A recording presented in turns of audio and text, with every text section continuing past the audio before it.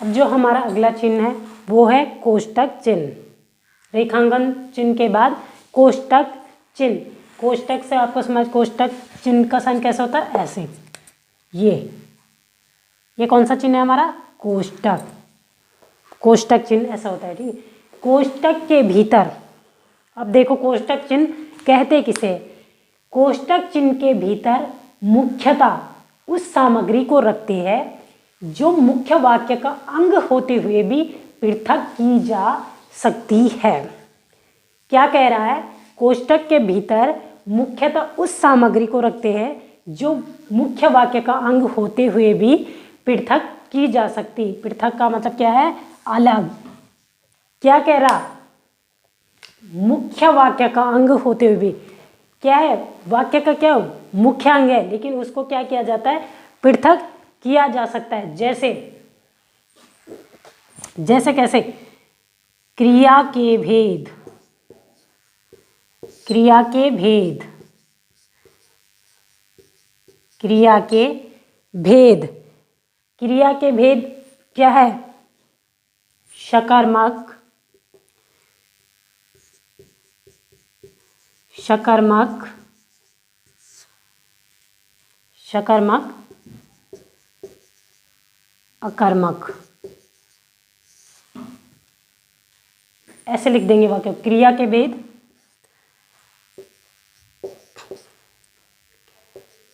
उदाहरण,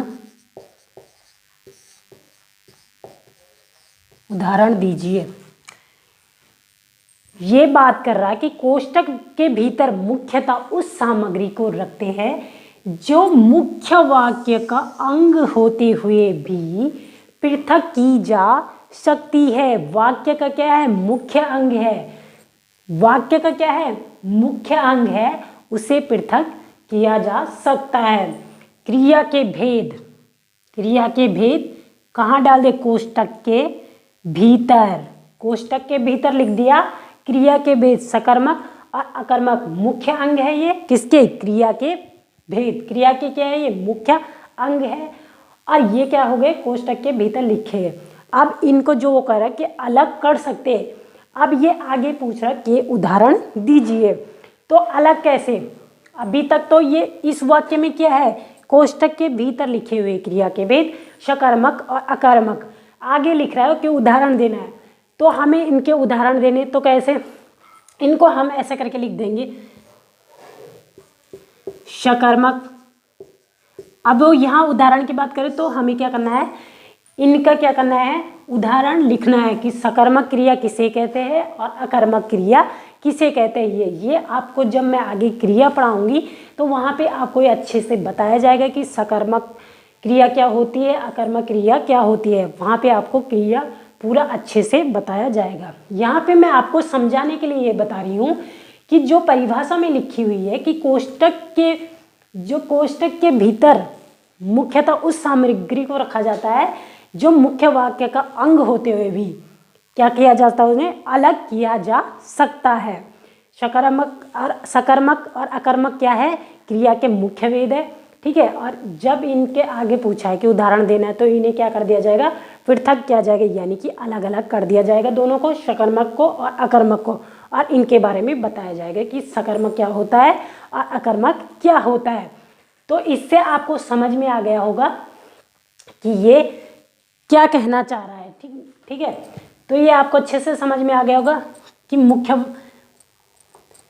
वाक्य का क्या है, मुख्य अंग है और इसे पृथक भी किया जा सकता है।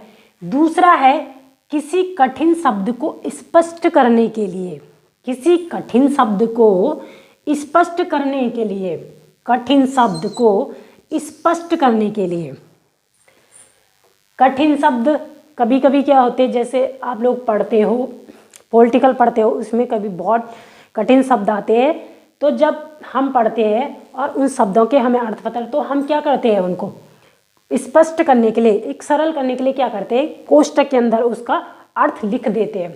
तो ये पूछा किसी कठिन शब्द को स्पष्ट करने के लिए, जैसे कैसे होगा ये, कठिन शब्द को स्पष्ट करने के लिए यानी कि सरल बनाने के लिए क्या होता है, उसको कोष्टक के भीतर लिखा जाता है। आपकी सामर्थ्य को मैं जानता हूँ। सामर्थ्य यहाँ पे क्या हो गया, कठिन शब्द हो गया। सामर्थ्य क्या है, कठिन शब्द है। और सामर्थ्य का आप लोग अर्थ जानते होंगे। सामर्थ्य बोला जाता है शक्ति को, शक्ति को। सामर्थ्य किसको बोला जाता है, शक्ति को। सामर्थ्य क्या होता है, शक्ति। आपके अंदर कितनी शक्ति है, कितनी सामर्थ्य है। आप लोगों ने सुना भी होगा, कई लोग सामर्थ्य ही बोलते हैं कि कितनी सामर्थ्य है। तो सामर्थ्य का अर्थ क्या होता है, शक्ति। तो सामर्थ्य यहाँ पे क्या था, कठिन शब्द था ना, तो इसको स्पष्ट करने के लिए यानी कि सरल करने के लिए इसको मैंने कोष्टक के भीतर क्या लिख दिया, शक्ति। आपकी सामर्थ्य को मैं जानता हूँ, आपकी शक्ति को मैं जानता हूँ। तो आप इससे समझ गए होंगे कि कठिन शब्द को स्पष्ट करने के लिए क्या करते हैं, कोष्टक चिन्ह का प्रयोग करते, यानी कि उस शब्द को सरल बनाने के लिए हम क्या कर देते हैं, कोष्टक के भीतर उसको सरल तरीके से लिख देते हैं। अगर हमें कठिन शब्द समझ में नहीं आ रहा है तो हम कोष्टक के भीतर उस सरल शब्द को लिख देंगे जो उसके जगह प्रयोग किया जाएगा। जैसे यहाँ पे सामर्थ्य, तो सामर्थ्य क्या है, शक्ति है, और सामर्थ्य थोड़ा कठिन है, तो उसको सरल बनाने के लिए मैंने कोष्टक के भीतर क्या लिख दिया, शक्ति लिख गए। तो आप इससे भी अच्छे तरीके से समझ चुके होंगे। तीसरा है विषय। जब हम कोई विषय लिखते हैं, विषय लिखते हैं तो विषय लिख दिया, विषय के आगे जो भी हमने लिख दिए विषयों के नाम, उसमें भी क्या होता है, कोष्टक के भीतर लिख देंगे। विभागों के नाम देखा होगा नहीं, जब आपने बहुत सारी भर्ती आती है, फॉरेस्ट गार्ड की भर्ती आ गई, forest guard, police, constable, SI, RO, ARO, और आपका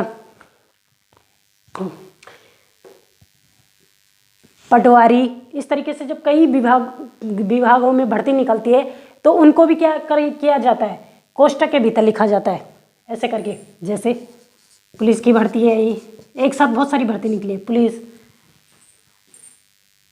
पुलिस, फिर आगे लिख देगा पटवारी,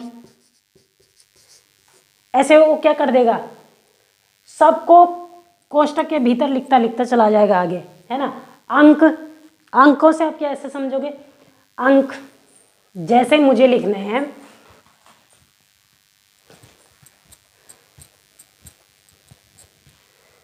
जैसे मुझे लिखना है अंकों तथा अक्षरों को प्रकट करने के लिए। अब यहाँ पे या आप अंकों का भी प्रयोग कर सकते हैं और अक्षरों का भी प्रयोग कर सकते हो। जैसे आपके पेपरों में दिया रहता है, पेपरों में पूछा है संज्ञा के भेद, संज्ञा के भेद, आप क्या करोगे, अंक लिखोगे ना। संज्ञा के भेद 3 होते हैं, लिख दोगे। व्यक्तिवाचक, ये मैं आपको बता रही हूं अंकों के बारे में। यहां पे अंक ना होके अक्षर भी हो सकता है, जैसे ऐसे का, खा, गा, ठीक है। आप यहाँ पे या तो अक्षर होगा या अंक होगा, तो कुछ भी अंक भी हो सकता है, अक्षर भी हो सकता है। दूसरा जातिवाचक, जातिवाचक। तीसरा भाववाचक। ये मैं यहाँ पे आपको कोष्टक के बारे में बता रही हूँ कि इनका प्रयोग कैसे होता है। ये आप सब, ये जो भी करा रही हूँ ये आपको आगे पढ़ाया जाएगा जब संज्ञा पढ़ाई जाएगी। ये मैं आपको सिर्फ यहाँ पे कोष्टक के बारे में बता रही हूँ। विषय, विभाग, सूचक अंकों तथा अक्षरों को प्रकट करने के लिए क्या किया जाता है, इस चिन्ह का प्रयोग किया जाता है। तो इसमें आपको ये सारे पॉइंट क्या करने हैं, अच्छे से याद रखने हैं। पेपरों में भी आपने देखा, जो आपका पेपर आता है, उसमें भी क्या होता है, ऑप्शन A B C दिए रहते, तो उनमें क्या लगे होते हैं, कोष्टक चिन्ह का प्रयोग लगा रहता है ना, कोष्टक चिन्ह। तो वो क्या दर्शा रहा है, कोष्टक, वही तो कोष्टक चिन्ह दर्शा रहा है। वहाँ पे किस चीज़ का प्रयोग हुआ है, कोष्टक चिन्ह का। तो ये भी आपको अच्छे से समझ में आ गया होगा। तो इन चारों चिन्हों को भी आपको अच्छे से याद रखना है, क्योंकि इनके बारे में काफ़ी कुछ है जो इससे पहले आपने पढ़ा, उनमें इतना ज़्यादा नहीं था। इसमें काफ़ी कुछ है, तो आप लोगों को बोरियत आ रही होगी, तो बोर नहीं होना है। हिंदी इतनी आसान भी नहीं है कि उसको जल्दी जल्दी कराया जाए, ठीक है। मैंने ये इसलिए कराया है क्योंकि अब वो पेपरों में डीप भी पूछ रहा है, तो इस तरीके से मैंने आपको इसे कराया है। वरना मैं चाहती तो इसे इतना करा के और थोड़ा सा बता के और कर देती ख़त्म, लेकिन नहीं, क्या हो, अगर मैंने आपको आधा बता दिया तो हो सकता है उसको ना पूछ के पेपर में कुछ और ही पूछ ली, आप बोलोगे ये तो हमने पढ़ा ही नहीं, तो इसलिए मैंने ये आपको पूरा बता दिया है। तो आपको ये भी समझ में आ गया कि कोष्टक चिन्ह कैसे यूज होता है। ये है हमारा 12 नंबर लोप चिन्ह। लोप चिन्ह, लोप का मतलब ही क्या होता है, लोप से आप समझ गए, लोप का मतलब क्या होता है, गायब। लोप का सबसे सरल आंसर क्या है, गायब। सबसे सरल अर्थ इसका क्या है, गायब। लोप का मतलब गायब। लोप चिन्ह, और लोप चिन्ह का साइन ये ऐसा होता है, ऐसे डॉट डॉट डॉट, ये हमारा क्या है, लोप चिन्ह है। जब वाक्य या अनुच्छेद में कुछ अंश छोड़कर लिखना हो तो लोप चिन्ह का प्रयोग किया जाता है। जब वाक्य या अनुच्छेद में कुछ अंश छोड़कर, अंश किसको बोलते हैं, अंश मतलब भाग या हिस्सा, ठीक है, अंश बोलते हैं भाग या हिस्सा। अंश का अर्थ क्या होता है, भाग या हिस्सा, भाग या हिस्सा, भाग या हिस्सा। जब वाक्य या अनुच्छेद में कुछ अंश छोड़कर लिखना हो तो लोप चिन्ह का प्रयोग किया जाता है।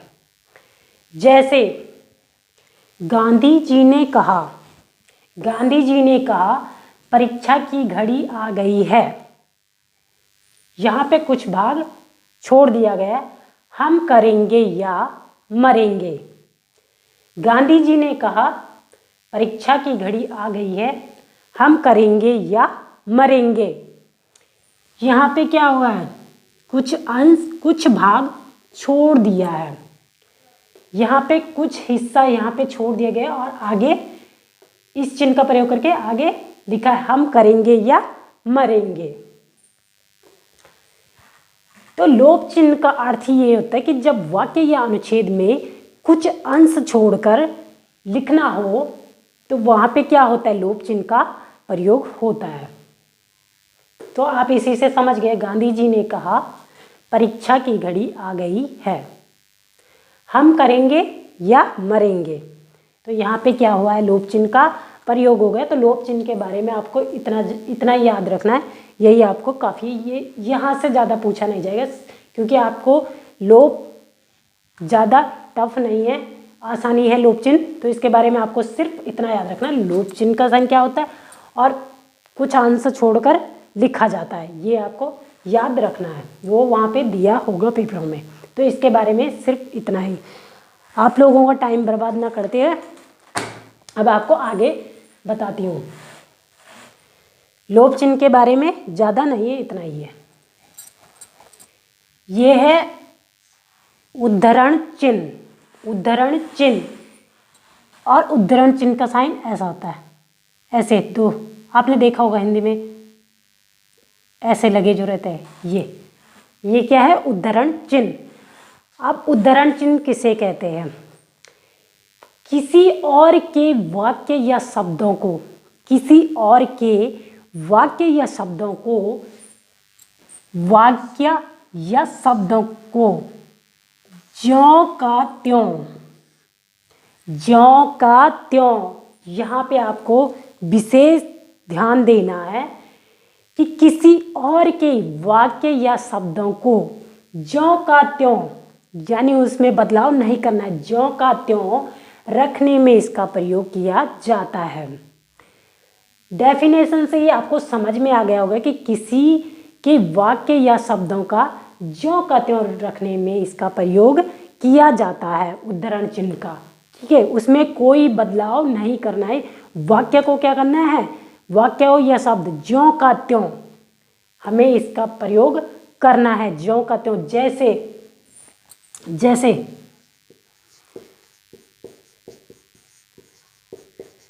तुलसीदास जी ने कहा, क्या कहा था तुलसीदास जी ने? ध्यान रखना है कि ज्यों का त्यों रखने में इसका प्रयोग किया जाता है।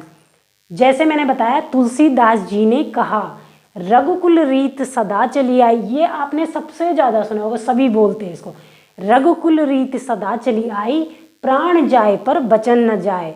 तो यहाँ पे क्या हो गया, जो तुलसीदास जी ने कहा उसको हमने ज्यों का त्यों ही लिख दिया है, ज्यों का त्यों ही प्रयोग कर दिया। इसमें हमने कोई बदलाव नहीं किया है।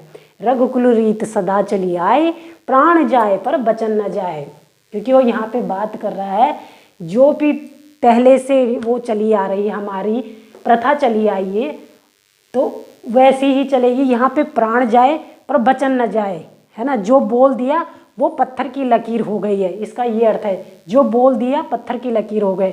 यहाँ पे प्राण भले चले जाए लेकिन वचन नहीं जाएगा, यानी वो अपने वचन से पीछे नहीं हटेगा, ये बात हो रही है। इस लाइन का यहाँ पे ये अर्थ है। तो मैंने बोला कि उसके वाक्य और शब्दों का ज्यों का त्यों हमें रखना है। अब इसमें भी क्या है, इसमें भी क्या है, दो तरह के चिन्ह होते हैं उद्धरण चिन्ह में भी। सबसे पहला होता है इकहरा। इसमें भी क्या होता है, एक होता है इकहरा। इकहरा, इकहरा कैसे, ऐसे ऐसे। यहाँ पे तो क्या है, दो लगे हुए, तो इकहरा यहाँ पे क्या है, ऐसे ऐसे। और दोहरा क्या है, दोहरा क्या है, जो अभी आपको बताया है, दोहरा। दोहरा ये भी आपको याद रखना है। ये भी दो प्रकार के होते हैं, इकहरा और दोहरा। दोहरा आपको मैंने समझा दिया कि ज्यों का त्यों प्रयोग किया जाता है, यानी कि उसमें कोई बदलाव नहीं किया जाता है। आपको एग्जाम्पल समेत समझा दिया गया है। दूसरा है इकहरा। जो ये इकहरा है, इसमें क्या होता है, शब्दों पर विशेष ध्यान दिया जाता है। जो शब्द होता है उस पर विशेष ध्यान दिया जाता है। अब तो उद्धरण चिन्ह के बारे में मैंने अच्छे से बताया, आपको समझ में आ गया होगा। और ये भी दो प्रकार के होते हैं, इकहरा उद्धरण चिन्ह और दोहरा। दोहरा तो आपको जो मैंने ये बताया कि ज्यों का त्यों प्रयोग किया जाता है। और ये एक इकहरा है, इकहरा यानी कि इसको देखो एक एक लगा दिए, इसे क्या बोलते हैं, इकहरा। और दोहरा क्योंकि यहाँ पे क्या हो रहे, दो बार इसी चिन्ह को दो बार ऐसे, तो ये क्या है, दोहरा। तो जो इकहरा चिन्ह होता है, जो इकहरा उद्धरण चिन्ह होते हैं, वो वहाँ पे क्या होता है, शब्द पर जोर देने के लिए। इस चिन्ह का प्रयोग कहाँ होता है, शब्द पर जोर देने के लिए। जबकि दोहरा में क्या था, शब्द और वाक्य को ज्यों का त्यों लिखना है, लेकिन यहाँ क्या है, शब्द पर जोर देने के लिए। जैसे जैसे इकहरा से याद रखना, शब्द पर जोर देना है। जैसे तुलसीदास कृत रामचरितमानस एक अनुपम कीर्ति है। तुलसीदास कृत रामचरितमानस एक अनुपम कीर्ति है। तो यहाँ पे रामचरित जो मानस है, जो हमारे तुलसीदास जी ने लिखी है रामचरितमानस, इस पे क्या है, विशेष जोर दिया गया है रामचरितमानस पे, क्योंकि ये क्या है, एक अनुपम कृति है, एक बहुत सुंदर क्या है, ये रचना है रामचरितमानस। तो यहाँ पे रामचरितमानस पे क्या है, जोर दिया गया है, क्योंकि रामचरित जो मानस है वो हमारा क्या है, एक धार्मिक ग्रंथ है। आप लोगों ने, कईयों ने पढ़ी भी होगी रामचरितमानस। रामायण तो आपने देखी होगी, वही सारी क्या है, रामचरितमानस में ही उसका क्या है, वर्णन अच्छे से किया हुआ है। तो हमारा ये क्या है, धार्मिक ग्रंथ है रामचरितमानस। तो ये क्या है, एक बहुत सुंदर कीर्ति है। तो इसीलिए ये बात कर रहा है, ये आपको इसलिए बताया कि ये कह रहा है कि इकहरा चिन्ह का प्रयोग वहाँ पे होता है जहाँ पे शब्दों को जोड़ दिया जाता है, यानी कि शब्द पर जोर देने के लिए इकहरा उद्धरण चिन्ह का प्रयोग किया जाता है। जैसे मैंने आपको बताया कि तुलसीदास कृत रामचरितमानस एक अनुपम कीर्ति है। अनुपम बोलते सुंदर, ठीक है। तुलसीदास जी ने इसका बहुत अच्छे तरीके से वर्णन किया है रामचरितमानस। तो आपको ये समझ में आ गया होगा, उद्धरण चिन्ह अच्छे से आपको बताया गया है। तो आपको इसको अच्छे से करना है। ये ऐसे विवरण चिन्ह ऐसे होता है, ऐसे, और दो बिंदु ऐसे रख दिए जाते हैं, ये है हमारा विवरण चिन्ह। ठीक है, विवरण चिन्ह को भी अच्छे से देख लीजिए, विवरण चिन्ह। अब विवरण चिन्ह कहते किसे है? विवरण चिन्ह, ये लास्ट है हमारा विवरण चिन्ह। 20 के 20 नहीं कराने, 6 छोड़ देने, ये सबसे मेन थे जो आपको पेपरों में पूछे जाते हैं। विवरण चिन्ह, विवरण चिन्ह ऐसा होता है, 2 बिंदु और ऐसे। किसी विवरण से पूर्व, विवरण, किसी विवरण से पूर्व इस चिन्ह का प्रयोग किया जाता है। किसी विवरण से पूर्व इस चिन्ह का प्रयोग किया जाता है, यानी विवरण की बात क्या कर रहा है? जैसे हमें कुछ भी बताना है, उसके बारे में विस्तार से लिखना है, मतलब व्याख्या करना है, बड़ा लिखना है हमें, तो उससे पहले जब हमें किसी भी चीज़ के बारे में लिखते हैं तो हमें उसके बारे में आगे विस्तार से बताना है, उसके बारे में डिटेल लिखनी है, तो उससे पहले ही हम विवरण चिन्ह का प्रयोग करते हैं। जैसे आपको कैसे में जैसे लिखते हैं, जैसे वचन, जैसे वचन 2 प्रकार के होते हैं, वचन 2 प्रकार के, 2 प्रकार के होते हैं। अब यहाँ पे क्या होगा? विवरण चिन्ह का प्रयोग होगा। मैंने क्या बोला था? किसी विवरण से पूर्व, यानी किसी चीज़ के बारे में अगर हमें जानकारी विस्तार से लिखनी है तो उससे पहले हम क्या करेंगे? विवरण चिन्ह का प्रयोग करेंगे। सीधे सीधे बता रहा है, किसी विवरण चिन्ह से पूर्व इस चिन्ह का प्रयोग किया जाता है। अभी हमने इसके बारे में ज़्यादा नहीं लिखा, व्याख्या नहीं की है, सिर्फ क्या लिखा? वचन 2 प्रकार के होते हैं। अब हम इसके क्या करेंगे? व्याख्या करेंगे कि जो 2 होते हैं कौन से होते हैं, और उनको विस्तार में बताना है, उनकी व्याख्या करनी है। अब यहाँ पे लगा दिया। अब ऐसे एक वचन, एक वचन, दूसरा बहुवचन। अब हम यहाँ पे हिंदी पढ़ रहे हैं तो हिंदी में ही बताएंगे। हिंदी में वचन 2 प्रकार के होते हैं। डेफिनेशन से ही आप लोग अच्छे से समझ में गए। किसी विवरण से पूर्व इस चिन्ह का प्रयोग किया जाता है। किसी भी चीज़ के बारे में हमें विस्तार से लिखना है तो उससे पहले ही हम क्या कर देंगे? विवरण चिन्ह का प्रयोग करेंगे। आप देखो यहाँ पे लिख दिया, एक वचन 2 वचन। वचन 2 प्रकार के होते हैं, विवरण चिन्ह का प्रयोग हुआ क्योंकि पूर्व की बात कर रहा है ना, पहले प्रयोग हो गए। अब हम इनके बारे में क्या करेंगे? विस्तार से लिखेंगे कि एक वचन क्या होता है, एक वचन में कौन कौन सी चीज़ें आएंगी। इसी तरीके से दूसरा बहुवचन, कि बहुवचन क्या होता है, बहुवचन किसे कहते हैं, और बहुवचन में कौन कौन से शब्द आते हैं। तो आपको अच्छे से विवरण चिन्ह के बारे में भी समझ आ गया होगा कि विवरण चिन्ह कहते किसे है। तो आज की क्लास काफ़ी लंबी हो गई, आप लोग अच्छे से समझ गए हो। मैंने बहुत अच्छे से आपको पढ़ाया है तो आपको अच्छे से समझ में आ गया होगा। और आपको विराम चिन्ह अच्छे से करने हैं और याद रखना है, पेपरों में ऐसे ही पूछा जाएगा। आपको डेफिनेशन भी इनके अच्छे से याद करनी है क्योंकि कभी कभी वो पेपरों में विराम चिन्ह ना पूछ के परिभाषा भी दे देता है कि बताइए ये कौन से चिन्ह क्यों, बता देगा इस तरीके से। ये लाइन गलत बोली है। कभी कभी परिभाषा दे देता है और पूछता है बताइए इसमें कौन सा विराम चिन्ह प्रयोग हुआ है। ये है हमारा मैंने आपको सारे विराम चिन्ह करा दिए हैं। एक बार आपको सीधे बता देती हूँ ये कौन सा चिन्ह है। हमने पढ़ा सबसे पहले अल्पविराम, इसका नाम है अल्पविराम चिन्ह।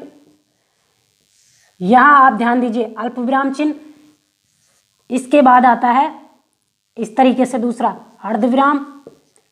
इनके नाम बता रही हूँ आपको फटाफट। अर्धविराम, तीसरा है पूर्ण विराम, पूर्ण विराम, चौथा है प्रश्नवाचक,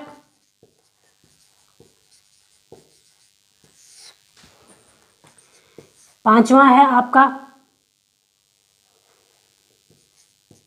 लाघव। लाघव को क्या बोलते हैं? संक्षेप।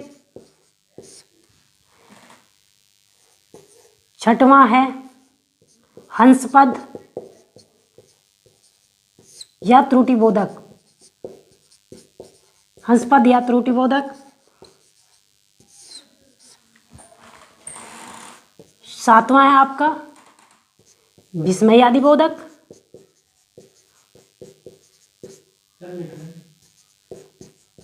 मेरे को तो याद होगा, अपना याद करने के लिए देख रही हूँ। लाइन भी कितनी बढ़िया खींची, मार्कर ही खत्म हो रहा है आज तो। योजक, निर्देशक,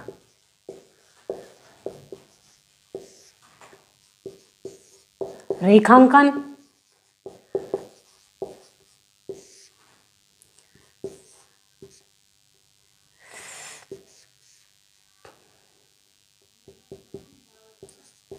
लोप,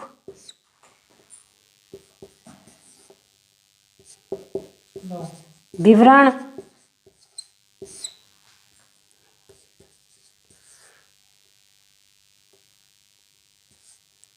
कोष्टक,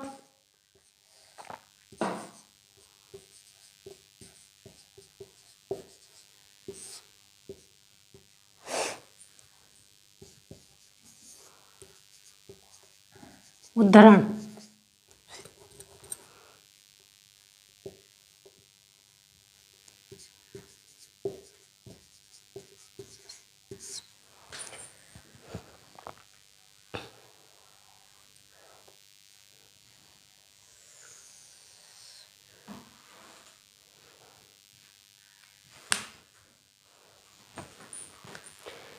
गाइस मैंने आपको सारे विराम चिन्ह करा दिए 14 जो आपके पेपरों में आते हैं, जो बहुत महत्वपूर्ण है, वो मैंने आपको अच्छे से करा दिए। उनके बारे में भी अच्छे से बता दिया है कि कैसे इनका प्रयोग होता है और उनकी परिभाषाएं सब बता दी है।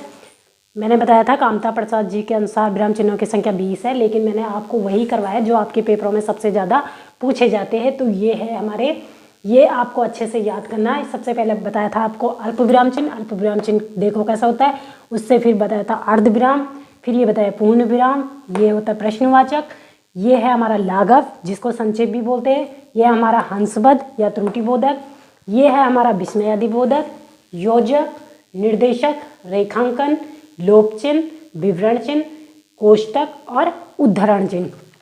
तो गाइस ये थे हमारे 14 विराम चिन्ह जो आपको मैंने पढ़ाए, अच्छे से आपको समझ में आ गया। Thank you so much guys.